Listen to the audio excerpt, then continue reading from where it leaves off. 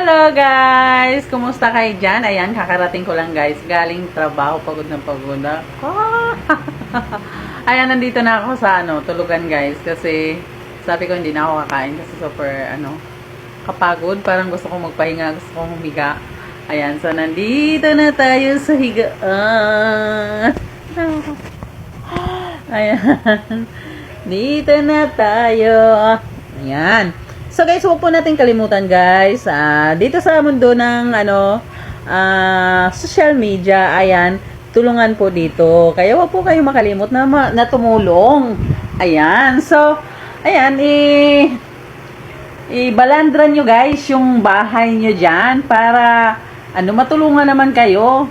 Mamansin kayo para pansinin din kayo tulad ng ginagawa ko. Botchug!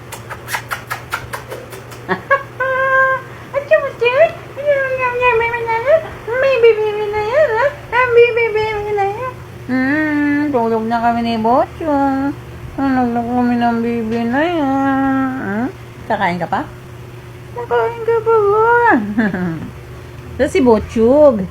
Ayan, si Botchug. Ang aming alagang Botchug.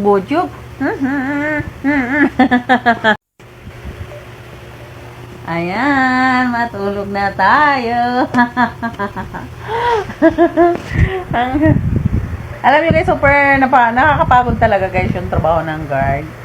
Alam niyo yung gusto mo na sumuko pero hindi mo kayang sumuko kasi alam mo may nag-aantay sa iyo. May nakadepende sa iyo. Meron kang meron kang pangangailangan. Ayan, maraming nag-aantay sa sinasahod mo. Ayan.